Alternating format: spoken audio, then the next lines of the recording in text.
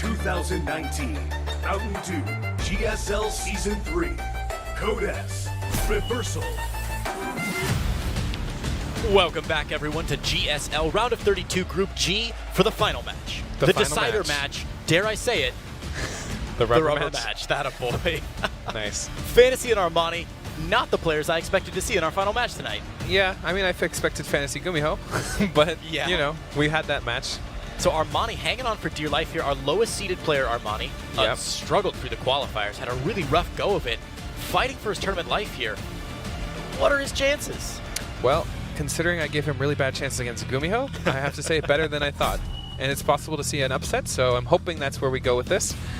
Cyberforce first map, Armani's pick. New Repugnancy second map, and Thunderbird third. Interesting maps. I'm surprised to see Armani veto. I guess it doesn't matter. Never mind. I was gonna say because Cobalt seems like an okay map against somebody like Fantasy, right, but he's got all that space, right? And perhaps he's worried about close spawns. All right, let's get into game number 1. Fight!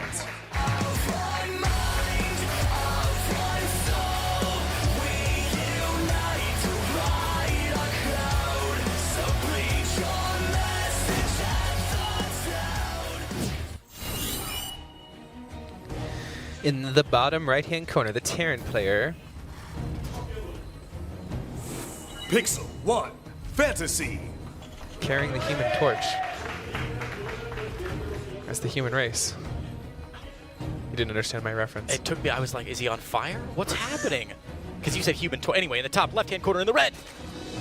Ooh, too fast. Oh, man. There it is. Black Knight. It's okay. Armani. Even professional casters have a hard time sometimes. Well, I was so busy riffing on your human torch joke. I should have kept the eye on the prize. All right. All right. So ZVT, this is a matchup I do understand well, hopefully. And we haven't seen Armani send that drone out to You don't do that in this matchup. That would be crazy. Actually, the Terran player usually does that. It's more blocking your third. That's true. TVZ on Cyberforest in general. So this is Armani's pick. It's a little hard to take your thirds. It's not as like Acropolis-y or one of these maps where you got like a very natural third and then a very natural fourth, and they're all really easy to defend. Because you have a pretty standard, like a pretty 50-50 option on Cyberforest as a Zerg player, right? Between taking that base straight down the side of the map or moving into the pocket when they're on the inside of the map. Zerg, you try to not put your bases in like a triangle, especially if it's BC, because BCs will just float from each base. It's really annoying. Sure. Remember we talked about how like if we make our thirds like in a line, it's a little bit harder to attack the natural, for example, because you're kind of surrounded in. Sure. You can't do that annoying drop from the third straight into the main. Doesn't keep your Zerglings. It doesn't really fit the same way for aggression. So we'll probably see him take that third, that normal third that's not. Okay, we do see the SCV. I did say this could happen. So he's going to block the third. Yeah. Now the question is, does Armani take the other third and deal with BCs in a really annoying way? Ooh, is it definitely going to be BCs? Well, it could be. I mean, why else block the third? Oh, look at that. He's just going straight for it. Oh, okay. So has Armani fallen into Fantasy's trap here? That's the question. Ooh, exciting stuff. It'll be amazing if I can call it BCs based off of an SCV scout. I would be forever in your debt, man. That would be incredible. I think the possibility is there, though. It's like a 60% right now. Okay. I'll keep a tab on that. As the it'll day go goes up. on. It'll go up. Trust me. The natural finishes up. Factory down as well. Should see the starport any second now. Yeah.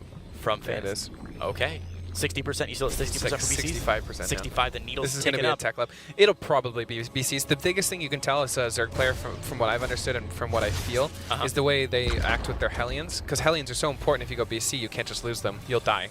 Right. So they are way more passive. Sometimes they don't leave the natural. This could be because they're playing me and they just don't like moving out. But that's generally what happens when you're playing BC. So we'll see what happens with the first couple Hellions. That was a really interesting discussion you had with Artosis on In Depth a couple of weeks ago. And you guys were talking about how as a pro player you get these feelings. Like gut feelings, yeah. You see like a weird Zergling movement or a weird Hellion not scouting and you say, they're trying way too hard to keep this secret. Okay, see these Hellions are a little bit aggro for our battle cruiser, but as long as you don't lose them, it's fine. There's a Viking on the way. We probably would have seen it already, so this is not BC. Nice. Okay. Takedown from 65 to 0. 65 to still 55 because we could just see a random BC at some point. That's fair. Okay, fair enough. If a BC comes out, I'm going to be like, well, that's what I meant, obviously. Like a 30-minute BC. Okay, we see Cloak Banshee. Cloak Banshee not as common in this matchup right now. Sure. just in general, it's not as strong. He's going to scout it too. Yeah. Do you think he'll cancel then? Fantasy. Yep. I see a lot of times the Terran players just start that cloak, and then as soon as the Overlord gets picked off, cancel it and go into whatever else they were going to go see a into. Liberator. We didn't even see a Banshee. It's going to kill the cloak 100% now. That's beautiful. So good play there by Fantasy. Let's see Stim start too, I think. So we're going to see a bio game. Okay.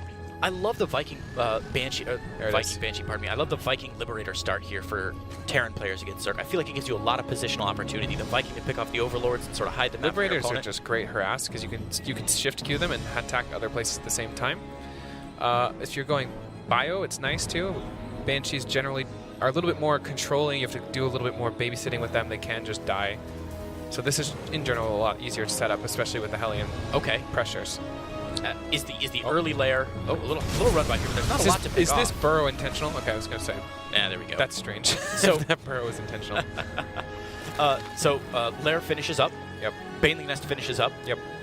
What's the natural follow-up for Armani? Drones. Just drone, Yep. baby. All right. This is like the bare minimum required to survive basically everything. that's what the Zerg setup is, right? Okay. This is the units that you can reactively build to defend basically everything, and that's what the Zerg player has been setting up. And just play the game of drones and hope that you win and not die. Exactly. So we're playing the game of drones right now. That's why we see so many drones. Gorgeous. Okay, so Liberator's going to pop in. Armani no. should pull away soon. Armani, get out of there, buddy.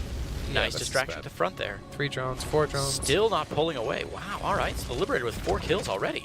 Yeah, 57 workers at 44. He's still ahead economically, but all these drones dying is something that doesn't normally happen in Zerg, as Zerg usually is really good at defending this stuff. Yeah, continuing the pressure on both sides here. Armani pulling, Fantasy pulling Armani from side of the map. Oh my god, we're still losing drones. Wow, 9 kills?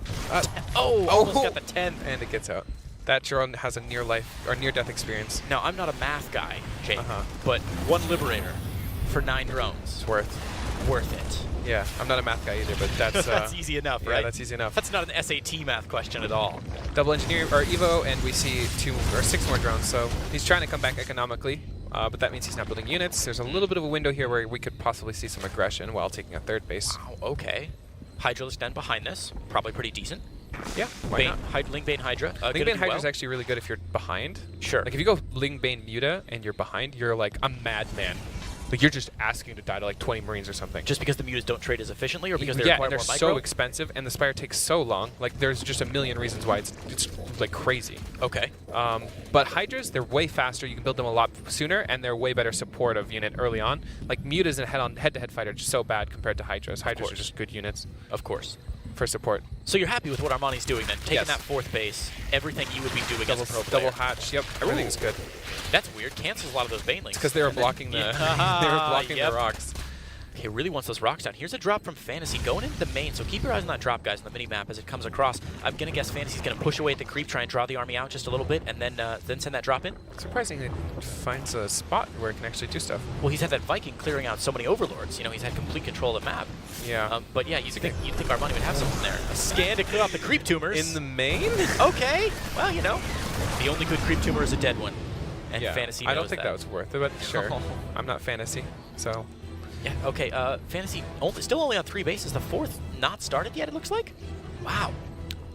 Yeah, that's interesting. I don't think you need to rush into a 4th by any means, but at the same time, you know, you're just asking to eventually fall behind economically without a 4th. And burning that scan too, especially in the main base. Just, I feel like maybe well, I don't know. These guys definitely know the game better than I do. I can't make that call. I think you're not completely wrong if you're trying to say you should be a little bit more conservative with the scan. This is obviously an objectively good scan. Yeah, but like when you're killing 2 creep tumors in the main, that's 300, basically 240 minerals to kill 2 creep tumors in the main. Yeah, right. Probably not worth. Other ones are all fine though, obviously. Sure. Hive Tech. Hive Tech, yep. It's a normal transition into something greater than Lair Tech, but probably we'll see a pretty passive Armani for the most part. Okay. Especially since considering there's no 4 CC, why ever be aggressive, right? Yeah, that's very true, and he is out-expanding his opponent and everything. And honestly, defending these drops fairly well. The creep spread's still not the worst I've ever seen it at 8.5 minutes into the game, at about halfway across the map. Yeah. It's a little slow, but at the same time, what can you expect? Yeah, like the Terran player is doing a really good job of not just sitting. Like he's doing a really good job clearing creep. Yeah, Fantasy's been staying really active on the map, and that's really great to see. I mean, active on the map, and then even in the main, picking off those creep tumors. Can't even have them there. Where can you have a creep tumor? How far can those creep tumors actually go? Like, Oh, All right, geez. so might scan another. Yeah, Gets one creep tumor. A lot of banelings on the map for Armani. Yeah, this is important. You need to have a really high baneling count. Looks like we might actually try. Oh, gonna lose that medevac. That was a good pick off there by Armani, but Fantasy knocking on his front door here. Another big scan to pick off a lot of creep tumors. He set his tanks up really well to force the Zerg through that choke point. Do not go through that choke point. Yeah, that would be a If you're a Zerg death player, move. that